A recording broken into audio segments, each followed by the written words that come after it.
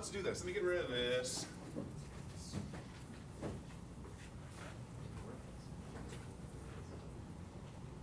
Oh, I guess, by the way, maybe this is worthwhile. If we go back to what we just did there, folks, you had 650 newtons. I'm doing this fast, so sloppy. 650 newtons, 60-degree angle right here. Job was to resolve into its x component, its y component, right? So we're looking for triangles. This leg here is the same as this leg right here. So if this is 60 degrees, then the x component of this would be 650 times the cosine of 60.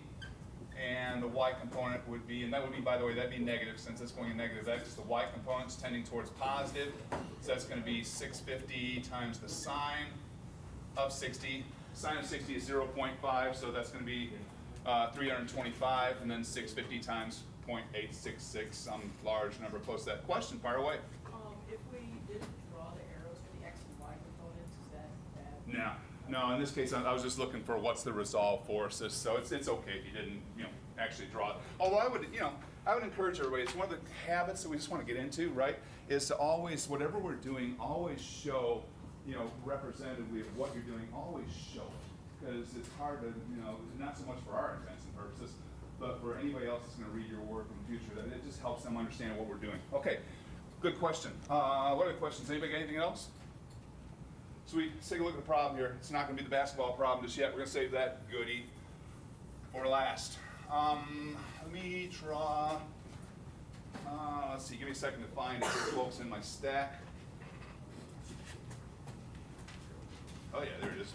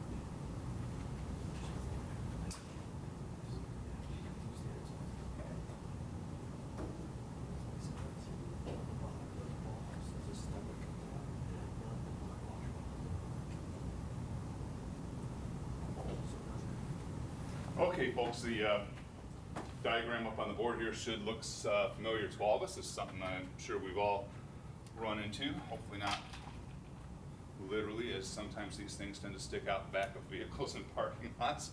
I know my wife has a penchant for finding these things. We have ourselves a trailer hitch here. Let me read the narrative. So let's just think back before we even go on this. Remember our process, right? It's the process that I'm trying to teach us all to get into. The recipe for how to solve any problem, whether it's something simple, whether it's something not so simple.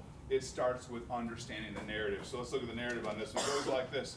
As a trailer is towed in the forward direction, the force F equals 120 pounds, you see right here, is applied as shown to the ball of the trailer hitch. We have one ask on this one here, folks, just one ask only, is to determine the moment that this force creates about point O. And I drew point O as actually a kind of a pinhole in here, because this is how these things are typically affixed to vehicles, is through a pin. So that's our point O right there, folks. We just want to know the moment that this force creates about point O.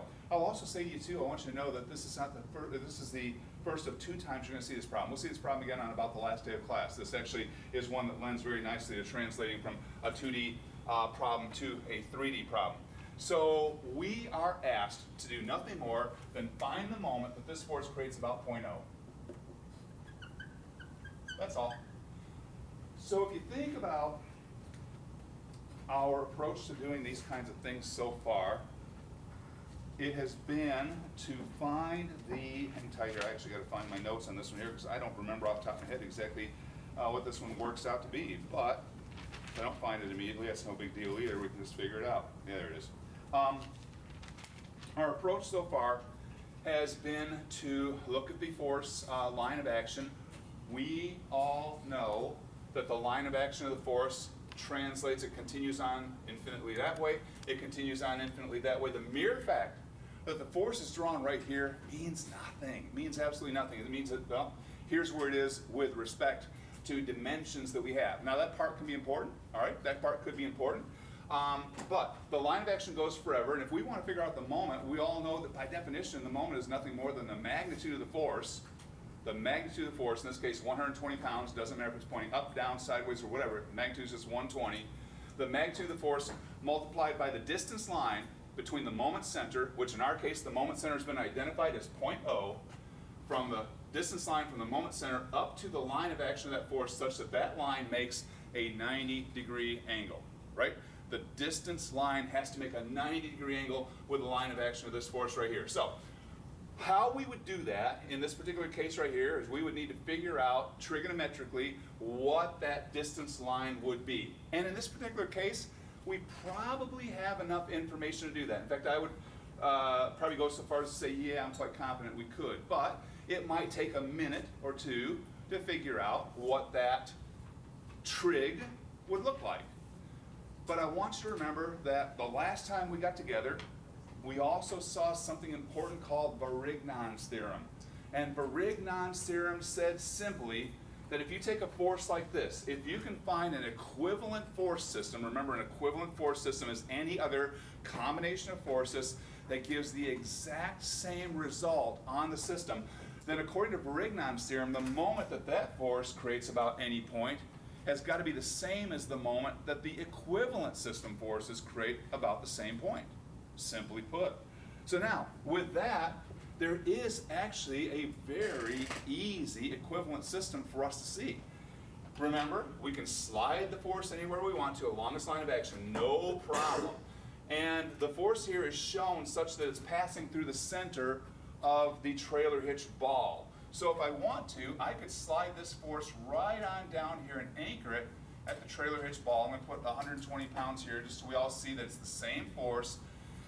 Same angle. I'm going to get rid of this. I want to get rid of this. I just want to keep the red line up here so that we know that the line of action goes forever and ever like this. But now, as I see this force slid down and anchored right here, there's no reason I can't resolve this force into its x and y components.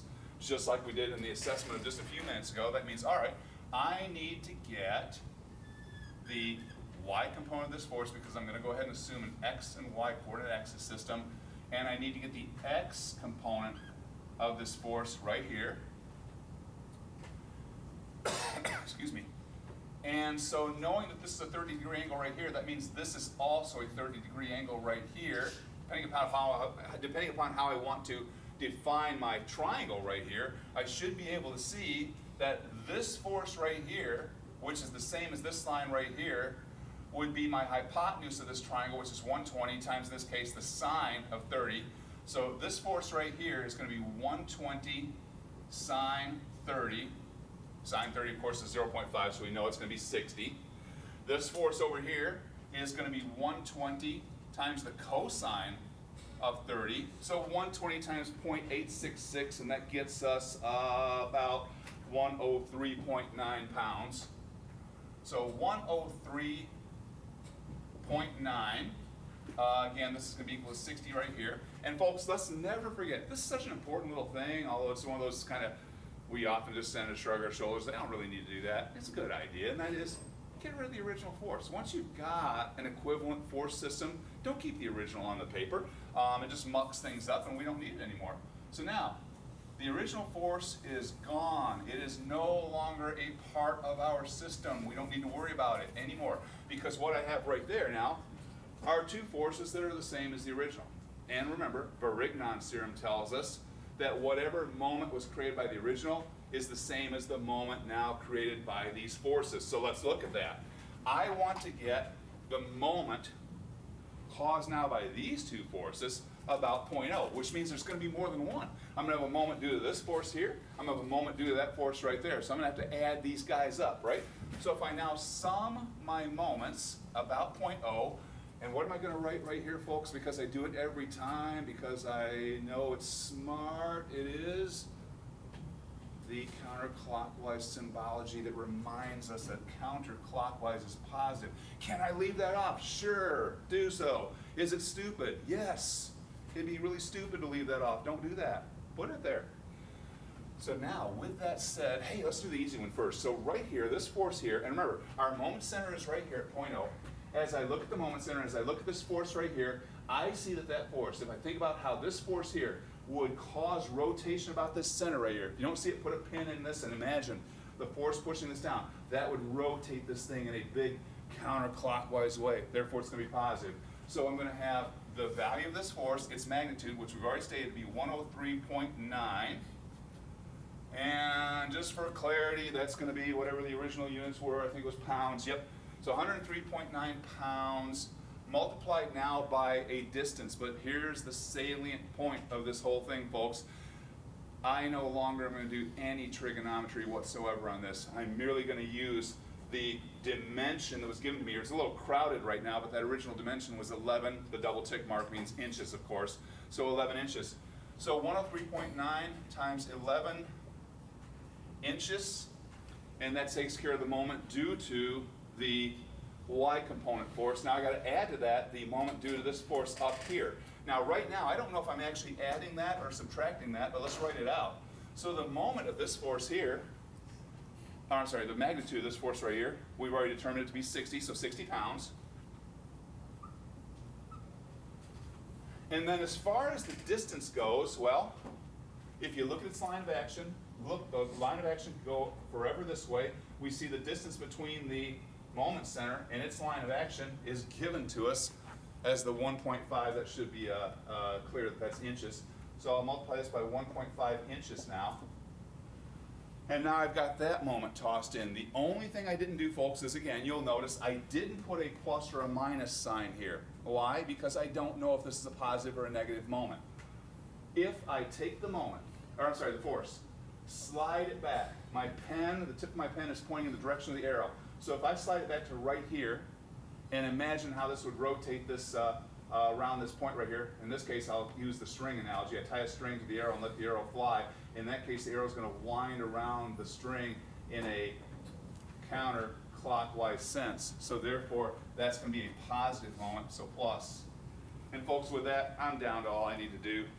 All I need to do here, folks, is just do the math on this one. So in this case here, if I do the math, we are going to end up with, plug it in, crank it all out, we end up with 1,233.2 inch-pounds. And by the way, folks, that could also be, if we want to convert inch-pounds to foot-pounds, just divide by 12. So if I divide that by 12, make that cluster of B look better there. If I divide that by 12, you could also report this as, let's see, 102.8 foot-pounds. And the problem is solved. Quickly, easily, the problem is solved. By the way, folks, it's not necessary to do this, but think back, if you remember how the original force was drawn over here, pointing down like this, that original force, if it was pointing down like that, that too would be causing a big counterclockwise rotation, so that kind of confirms that this indeed should have been counterclockwise, therefore a positive force.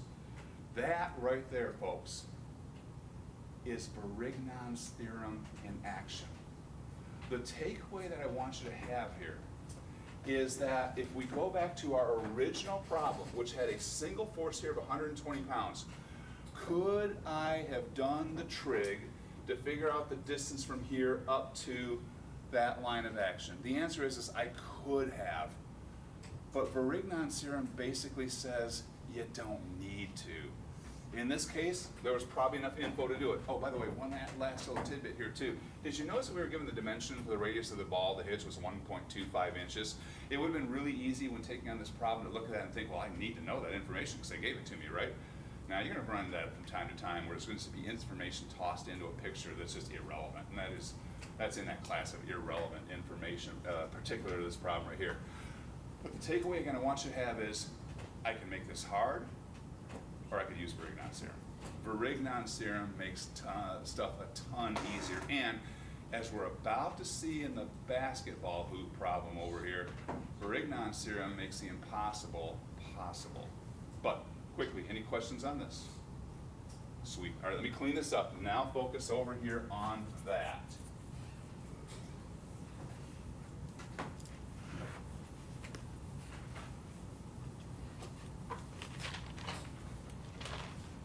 As you see, we have ourselves a sketch, at least, of a basketball hoop system.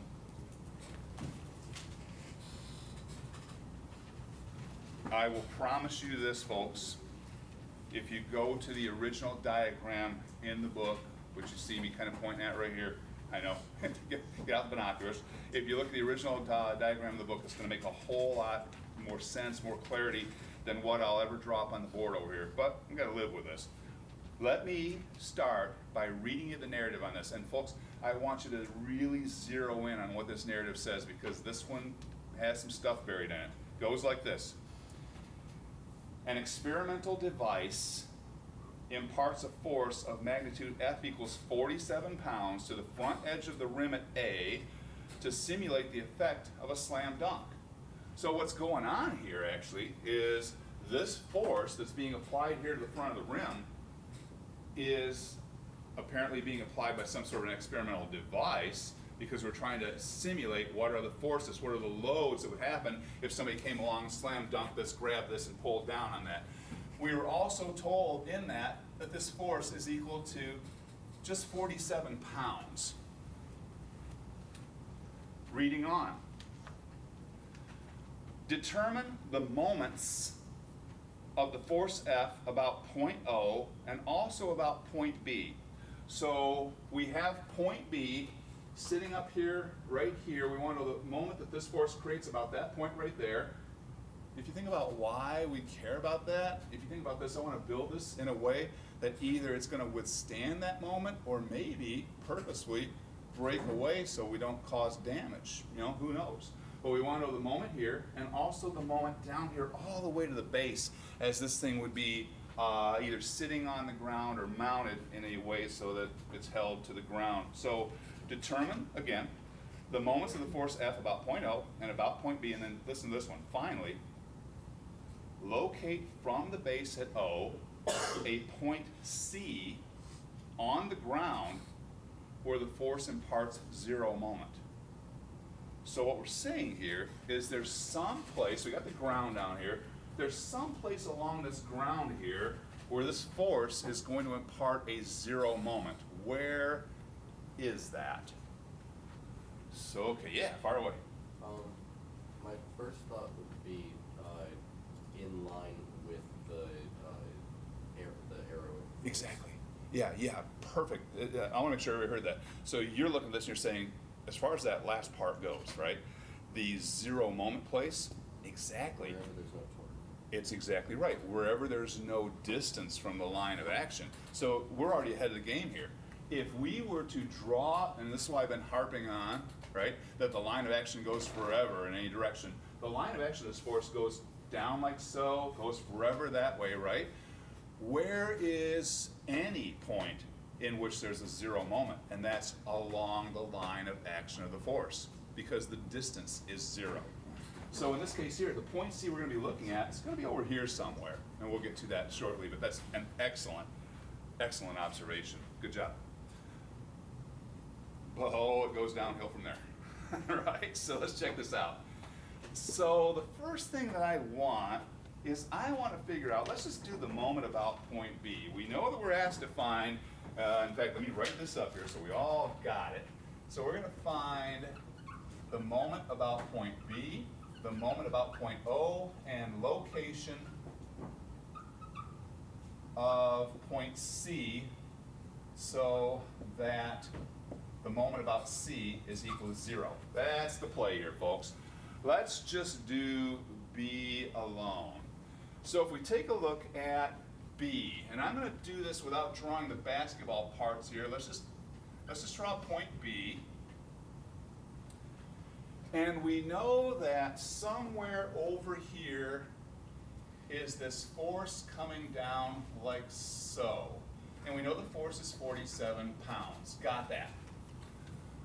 What we don't know immediately, though, is what is the directionality of that force, because this problem, the authors do a little thing, which they do from time to time here, I guess just to point out to you that they can. They don't give you a actual angular dimension, but what they do is they give you this symbology here of a right triangle that has one leg of 3 units, one leg of 4 units, and they don't tell you what the hypotenuse is, but it's a 3, 4, 5 right triangle, so the hypotenuse is going to be 5 in this particular case. And the intent would therefore be that you can use that triangle to figure out what the angle is. So before we do anything at all, let's get this angle right here, folks. If we want to, let's say we want to get the angle that we have right here. 'Cause I don't know about you, but I like to define angles as much as I can with respect to the horizontal axis. Just kind of the more you do the same thing, the easier things be.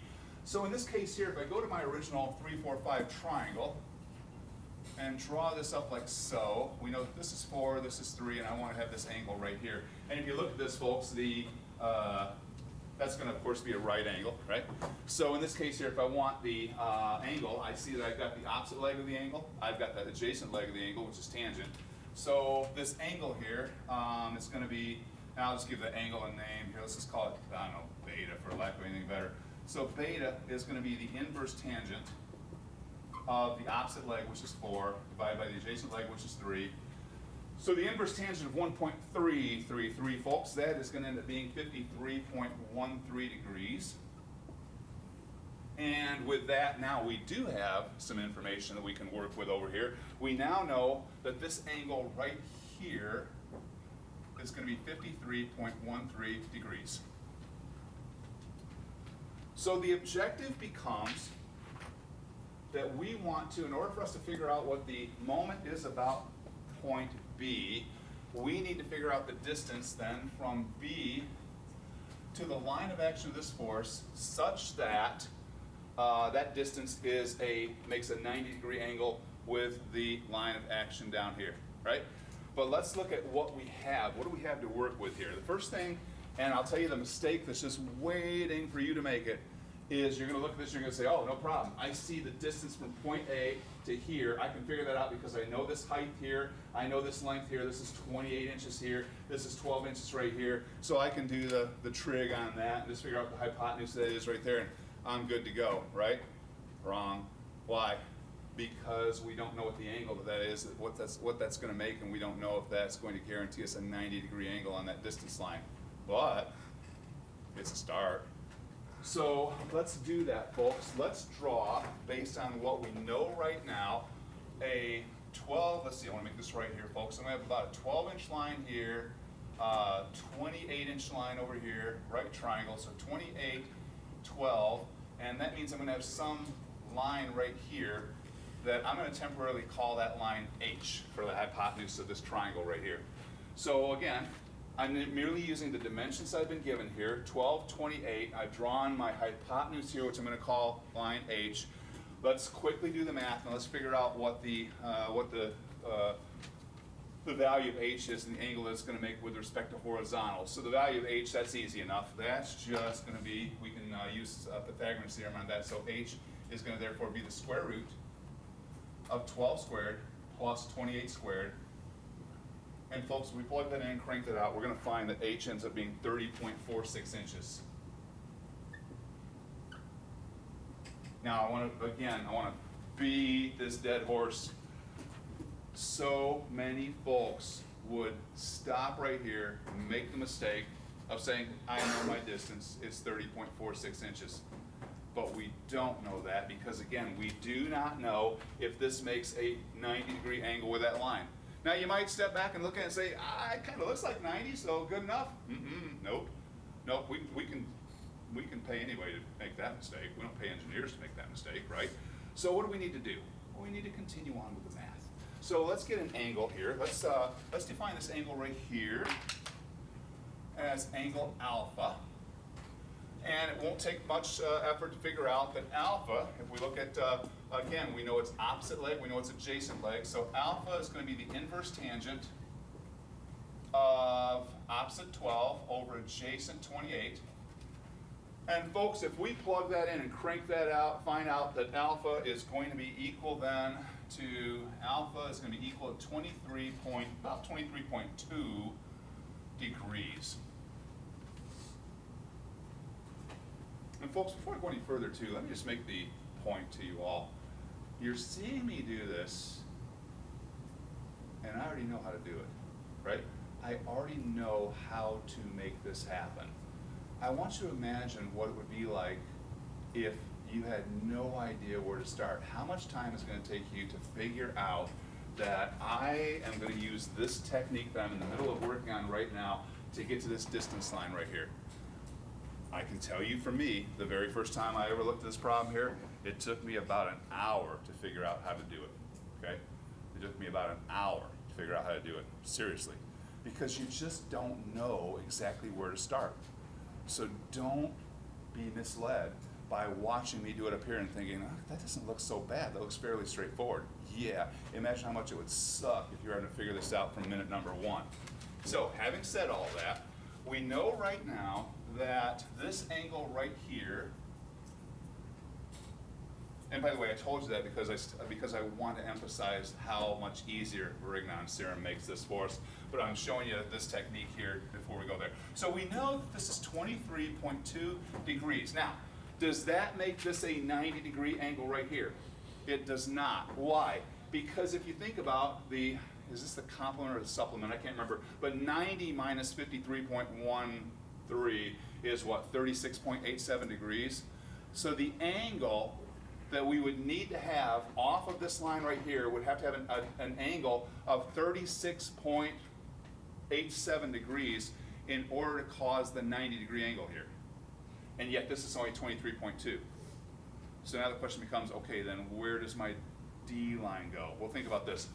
If from horizontal, if we knew that the angle we need to make a 90-degree angle with this, if we knew that angle is 36.87 degrees, then that's more than the 23.2 that I've got here, right?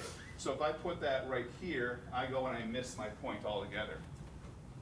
That means that my line, my distance line, which is going to have that angle of 36.87 degrees, has to start from down here somewhere. So with that said, let me clean this off.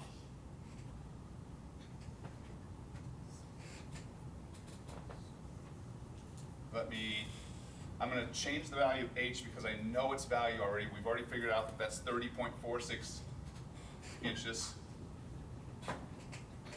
And I'm going to put a line down here, which I'm going to draw like so. I'm going to note that that's my distance line. I'm going to note that that makes a 90-degree angle like you see right there, folks.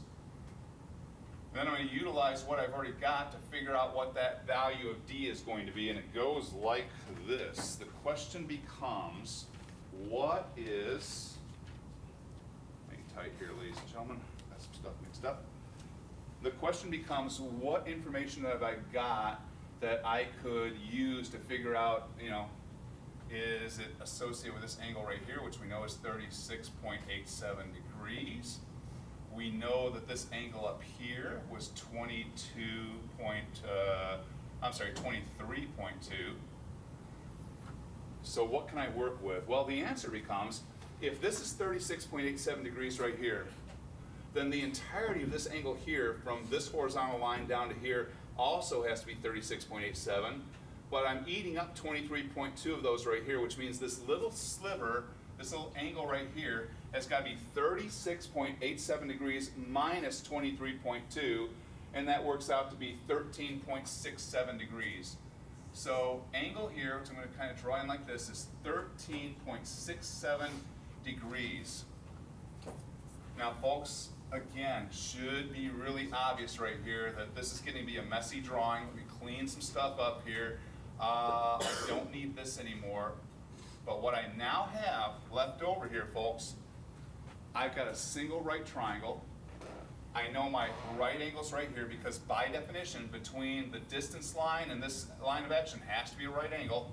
and I know the hypotenuse of this triangle, and I know one angle. So if this is the hypotenuse of my triangle, then this leg over here then would be the opposite leg. This leg down here would be the adjacent leg, right? ADJ for adjacent.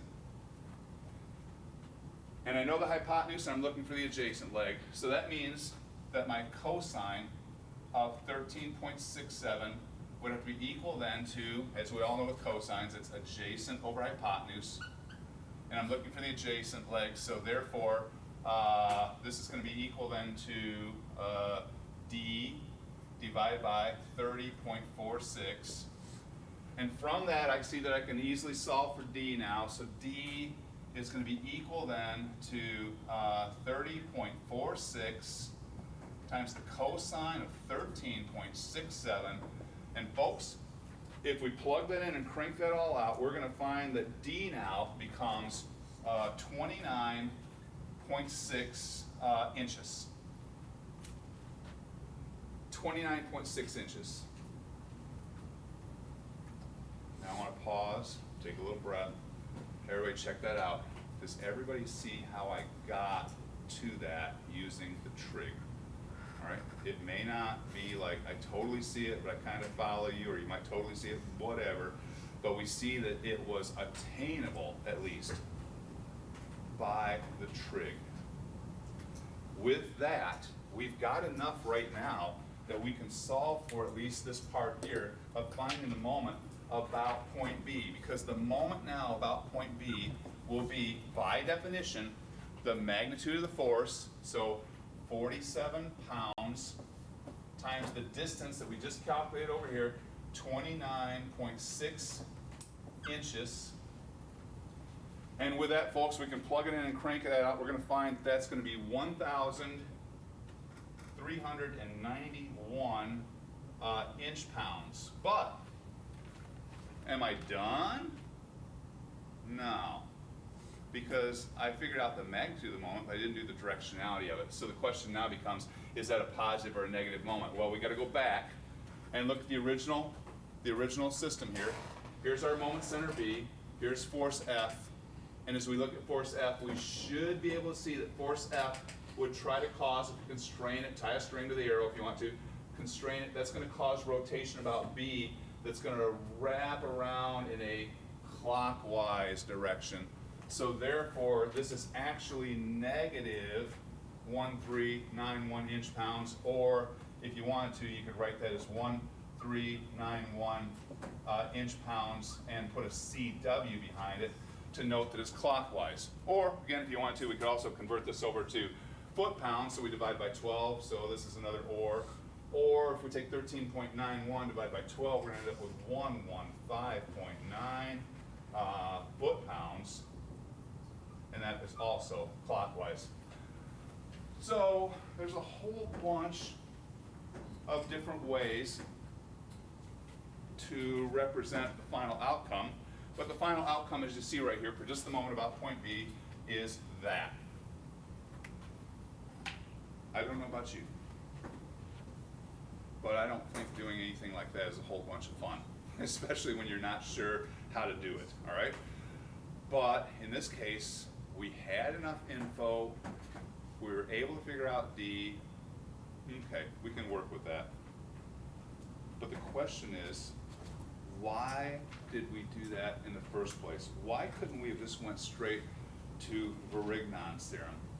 If we were to use Varignon's theorem, and just never mind all this, and before I erase this, one last question to ask, does anybody have any questions about what I did here? Cool. Let me get rid of this. I'm going to keep these results up here, folks, because I want to see that we're going to get the same thing. But I'm going to go back here now, get rid of all this stuff, lose the trig. Now, let's go back to what we've got right over here. Let's go back to the original in this case. Remember, we've said now many times over that you can slide the force anywhere you want to on its line of action, right? And I'm going to make note that the point C that we're looking for, we've already talked about this earlier on, but point C is going to be down here somewhere. We'll come back to that in a few minutes. If I can slide that force anywhere I want to along this line of action, then I could certainly slide it down and anchor the force here at point A. In other words, just slide it down here so that the end of the force sits right there. And if I do that, then I can resolve this force. Here is its y component. Here is its x component, looking something like that. And if this angle right here, so we're always looking for triangles, So if this angle here is 53.13 degrees, then this angle here is 53.13 degrees. And I know that's not written so ultra clearly here, but 53.13 degrees, which means that this force here, the y component force, since that's opposite of the 53.13 degree angle, then this force right here is going to be 47, the original 47 magnitude, times in this case here, the sine of 53.13. And that's going to be equal to, I got to go back and look at the notes here to remember what that was, folks. That's going to be equal to 37.6 pounds.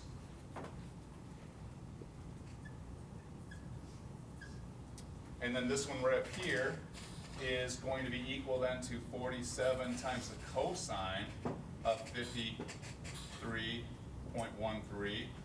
And that's going to be equal then to, again, according to the notes here, 28.2 pounds. So I know this is getting really crowded and mucky here, so I'm going to clean this up, folks. You already know that once we resolve a force into its components, we can get rid of the original force. So I'm going to make this go away.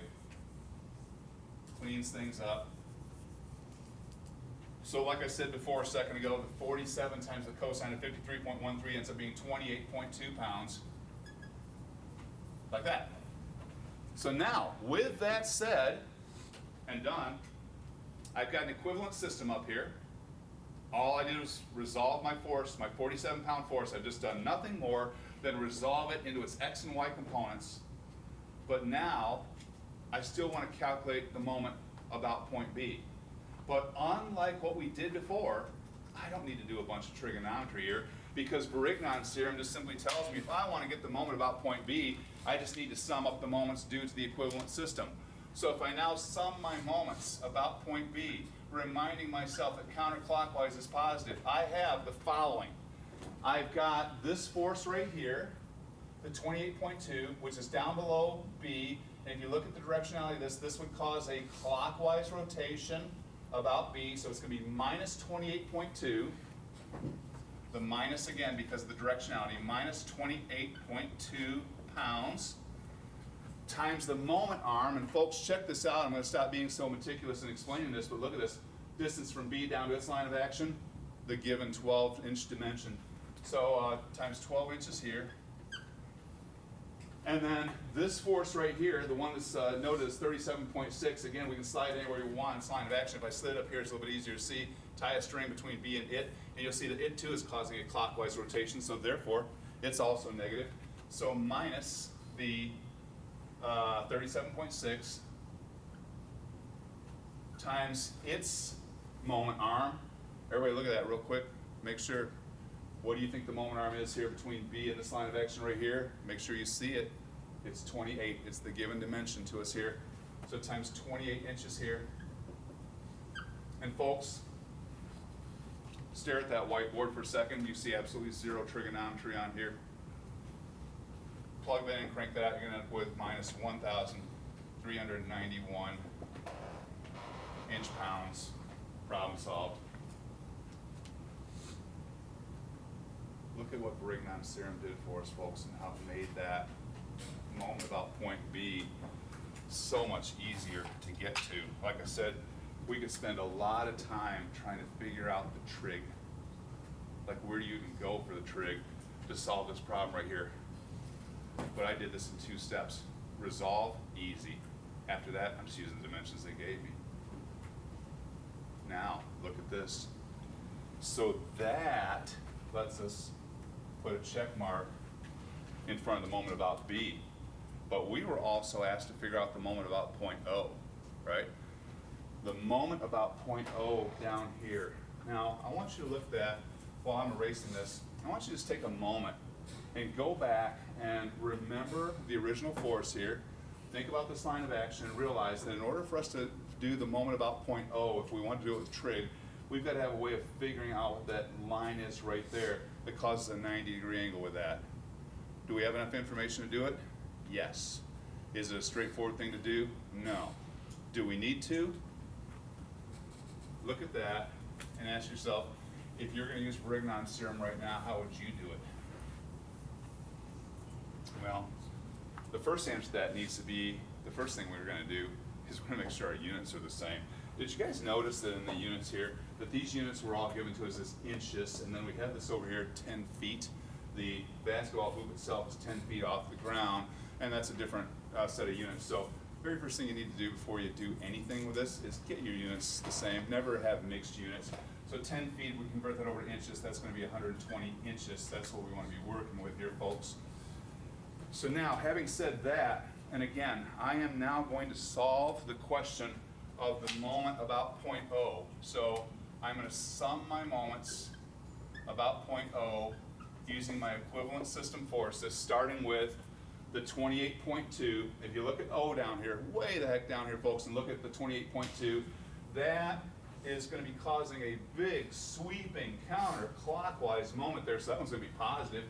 So I have 28.2 pounds times now the moment arm from point O up to its line of action, this distance you see right here, which happens to be our 120 inches in the dimension that's given to us. So I'm multiplying that by 120 inches. And then this force right here, the 37.6, maybe easier to see if you slide it down here, it's pointing down. That's going to cause a clockwise rotation about point O, so therefore it's negative. So minus now 37 point, whatever I said it was, 6 pounds times its moment arm. So in this case, the moment arm for the line of action of this is going to be the distance from right here over to this line of action, which means we got to sum 36 plus 28, which is 64. So times 64 inches in this case. And ladies and gentlemen, if we plug that in and crank that out, we're going to find that the moment about point O ends up being a positive number here. It's going to end up being a positive number at 977.6 inch pounds, or if we want to divide that by 12, 81.5 foot pounds. By the way, it's a fair question in case anybody's wondering. If we're working a problem, do I care if you report it in inch pounds versus foot pounds? You're seeing me convert these things over. I absolutely couldn't care less. Whatever it is, use the original units if you want to. I'm just showing you can do it if you want to. It's not a big deal. But this claims here that that original force would have caused a clockwise moment in this case.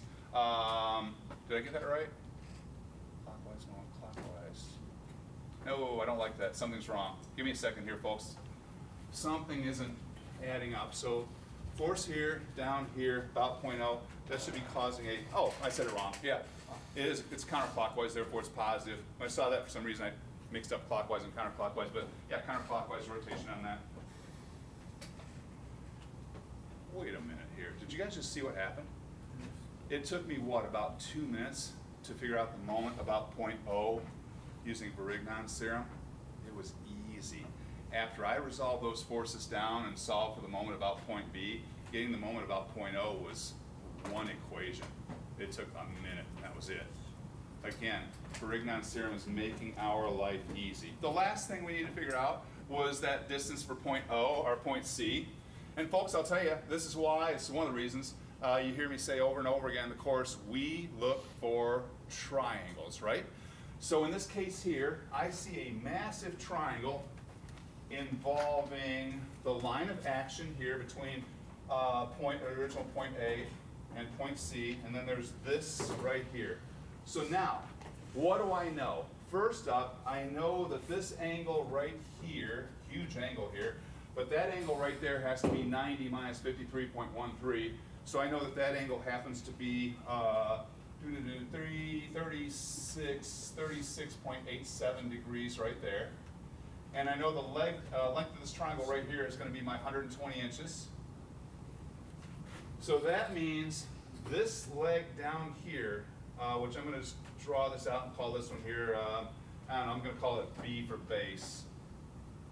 that means that I've got the opposite of my angle right here. Hypotenuse is over here. I got the opposite of my angle, and I got the adjacent leg, so tangent. So that means that the tangent of 36.87 degrees, which is by definition opposite over adjacent, that's going to be B divided by 120, which means that B, therefore, is going to be 120 times the tangent of 36.87. And folks, if you plug that in and crank that out, I believe that we're going to find that that base ends up being 90 inches. So I know right now this distance from here to here is 90 inches. But if you remember, the problem asked us to figure out what's the distance from point O, right? The distance from point O to point C. Well, that's easy enough. So if this is 90 and this dimension right here is 64, and this little distance right here, let's just call this DOC, for example, then my distance DOC is going to be equal then to 90 minus 64, and that's 26 inches. The final answer to that problem is 26 inches to the left of the original point O, and that solves the problem. So there wasn't a whole lot to this by the time we got done. By the time we busted this thing up and just looked at Varignon's theorem, this thing became rather doable. Does anybody have any questions on this one here? How we did all of this? Yeah, far away. You got the 36.87 from, because you had a 90-degree angle on the bottom right, and you had the 53.13. Yeah, exactly. Subtract one, you got those. That's it. Another way to look at it too is that 53.13 is going to be the same as the 53 point. That there's also going to be 53.13. Yeah. So if this is 53.13, that's got to be 90 minus 53.13. Okay. Yeah, good question. What other questions have you guys got? Anything at all? All right, let me clean the board up, then we'll talk some more about Varignon's theorem.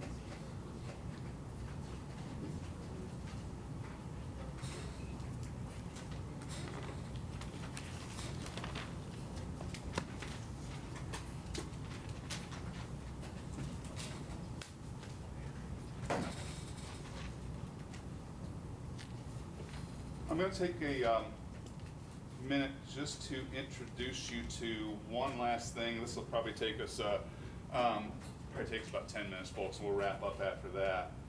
There's a bigger thing coming after that, but I don't want to get into that now. But before I show you this, I just want to once again, and I know I sound like a broken record when I say this, but I hope that what you just saw right there should be setting off a light bulb in your head that, my gosh, this Varignon's theorem thing, that really is important. I need to be good at Varignon's theorem. If that's what the voice in your head is saying to you, that voice is 100% right. The fact that I've emphasized and said this is really, really important stuff, the stuff that you just saw right there, it's important for that problem like we just saw for making that easy. But trust me, we're going to be talking about Varignon's theorem almost on the very last day of this course because it just keeps adding things to our toolbox. So understanding it now is really critical. So when you see a problem like this, you see how I'm using Varignon's theorem. If there's anything about that that's not clear, ask questions. Look at the problem sets on Blackboard. Problem set 2 is going to explain Varignon's theorem in writing way better than I'm going to in front of you. But I need everybody in here to get good at understanding what that does for us. So finally, any questions left on Varignon before we move on past it for at least the moment? Fine. Okay, good. Let me introduce you to something called a couple. This question actually came up, I can't remember if it was this class or my 3:30 section, but somebody asked me about couples, and it was a great question. I want to just talk about what they are. So couples I will tell you this, folks, the stuff I'm about to show you here is not crucially important. It's more of a checkbox type thing, but it does add in, some important tools to our box. By definition, a couple is nothing more than the moment that we get when we have two forces that are equal and opposite to each other, parallel in their lines of action, but separated by some distance. So simply put, if I had a force, let's just arbitrarily pick some force here, I'm gonna call this force F. If I had an equal and opposite version of force F, so that it's the same magnitude, same line of action, just different directions here, and if those forces were separated by some distance d, which I'll draw in here, so let's just call it distance d right there, then those two forces in combination cause a moment. That moment, due to this special case here, is what we call a couple, and it's a couple because there's two forces. You actually saw me do this the other day with my phone. When I had my phone up here and I said, okay, I got 2 pounds here, 2 pounds here, but I'm gonna separate these two things now, I was actually causing a couple. What did it do to the phone? Rotated it. So a couple is just a moment. It's nothing more than a moment. The question becomes, how do we calculate that moment? Because this looks a little bit different, doesn't it? This looks a little bit different than what we've seen before. So the answer becomes, well, model it then. So let's just say we arbitrarily pick, and this is, when I say arbitrarily, I mean just any old point somewhere. Let's call this point A. And let's say that between point A and the line of action of this first force here, there's some length associated with that, some moment arm, and let's just call that one A, for lack of anything better to call it. So now, folks, let's do this. Let's sum up the moments, because Brignon's theorem tells us we can do that. So if I want to sum up my moments about A, then I'll start with that first F that you see right here. Now this first F, this one here, is causing a, what? A counterclockwise rotation about A. So it's going to be positive, so we're going to have F times the moment arm, the distance from A down to its line of action, which is simply A. So I'm going to have F times A, and that takes care of the moment due to that force, no problem.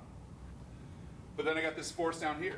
And if you look at this force, the way that's drawn, pointing off to the left, that one's going to cause a clockwise rotation about A. Great big old swing here, clockwise rotation. So that makes that one negative. So it's going to be minus F. And then the distance for that one is going to be the distance from point A down to its line of action, which as we can see here is going to be this distance here, plus this distance right here. So A plus D, right? So now that's the moment due to the lower level version of this force. If we work out the math on this, this is going to look like this. It's going to be FA minus FA minus FD, force times distance. And clearly, FA minus FA is 0. So these guys go away, which means that my moment in this case is going to be equal to minus FD. Now, before we go any further with that, haven't moments always been defined as force times the distance between them and their moment arm? Yes, or moment center. So force times distance is absolutely nothing new. Why is that negative right here? Say it again. Yeah, it's negative because the forces are going to cause a clockwise rotation. Why would that be? Well, think about this. If I had anything in between these two forces right here, that one's doing clockwise, that one's doing clockwise, combine these things, they're causing a clockwise rotation. So it makes no difference whatsoever where those forces are located. The net effect of those forces on a system would be to cause clockwise rotation. Therefore, this is a negative moment. The only reason this came out to be negative is because the way that I drew those forces over there. But the takeaway, folks, is this.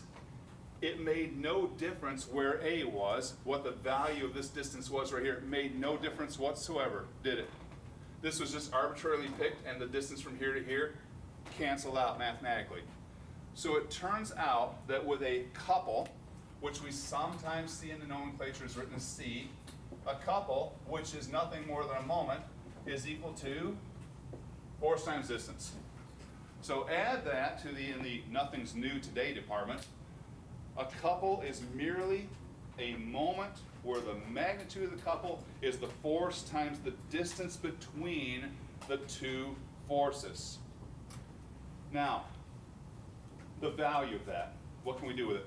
Well, first of all, it's one of those things that oftentimes when you see a couple in a force system like that, if you spot one and you're trying to simplify the force system, you can recognize it as a couple and draw that in as a moment instead of a couple. That's fine. You'll get the same net effect of that. The only thing that I can tell you that might be, and this is the thing I was telling you at the beginning of this, is like, okay, here's a tool you can put in your toolbox, but I'll be honest with you, you don't use it very much, and that is this. When we use couples here, we can, or when we, I should say, when we understand how couples work, we can use that to create an equivalent system, and it goes like this. Let's say that I've got some totally arbitrary force system right here, and let's say that within this totally arbitrary force system, there is a force here, which I'm going to denote as force F, and let's say that I want to create an equivalent system down here at some arbitrary point. My arbitrary point, again, is exactly what I'm saying it is. It can be literally anything, any place within the system. So I've got a system, some arbitrarily chosen point, some applied force, and let's say I want to know what an equivalent system would be that I could apply right here at this point and have what do equivalent systems do? Same effect on the original system. So this is one where creating this equivalent system is a matter of following a 1, 2, 3 step recipe here. This is a really straightforward thing to do, and it goes like this. Step number 1, replicate the force.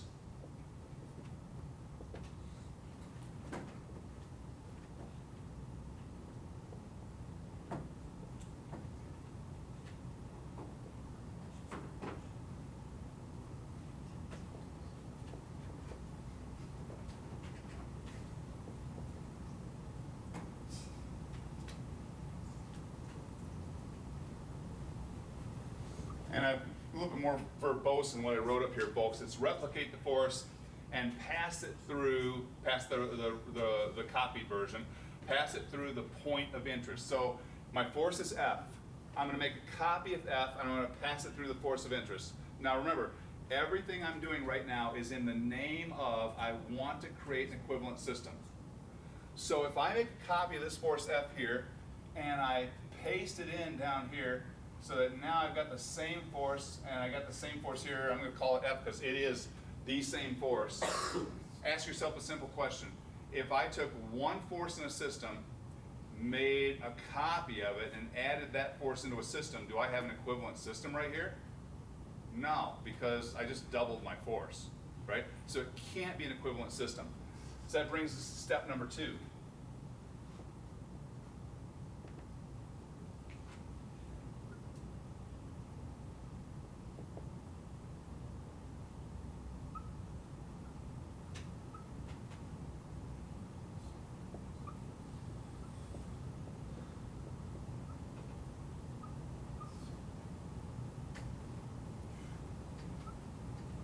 Again, being a little verbose on this, but in step number 2, I'm going to add an equal and opposite force at the point of interest. So in step 1, I made a copy of my original. I pasted it in here. Now in step 2, I'm going to make an equal and opposite version of that. Equal, meaning it's on the same line of action. Opposite, meaning it's pointing the other way. And this one here, I'm going to call this one F prime, because it's not the same as my original force, right? It's not the same as my original force. It's going the opposite way. Now the question for you is this. At this moment, do I have an equivalent system? The answer is I do, actually. Because what I did is I took my original force, I added one, but I'm canceling that force out now with the equal and opposite version of it. Remember, forces add on the same, that are collinear, add together. So this minus this would take me back to 0, which takes me back to my original force. So I do have an equivalent system at this point. But step 3 and the final step. Let me write it first, I'll explain it.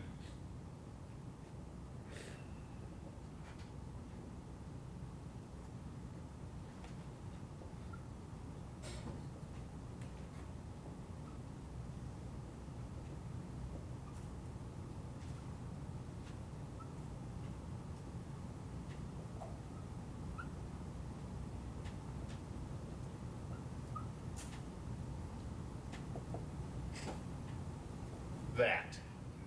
The final step here, folks, is we're going to do nothing more then now replace the original force and the force that we created here from step 2, replace that with a couple. Look at this. Force F here and force F prime are equal and opposite forces, merely equal, opposite, and parallel forces, merely separated by a distance. So they form a couple, right? So in this case here, I'm going to now replace this force and this force. I'm going to get rid of it altogether. But before I do, let me just make note here, folks. Looking at these forces, I see that this is going to be a clockwise couple. So I'm going to get rid of this, I'm going to get rid of this, and I'm going to replace those two forces now with, wherever my pen went to, there it is. I'm going to replace those two forces now with a couple, which is merely drawn as a moment about that point right there. And that right there, folks, is an equivalent system to the original system. And if you think about this,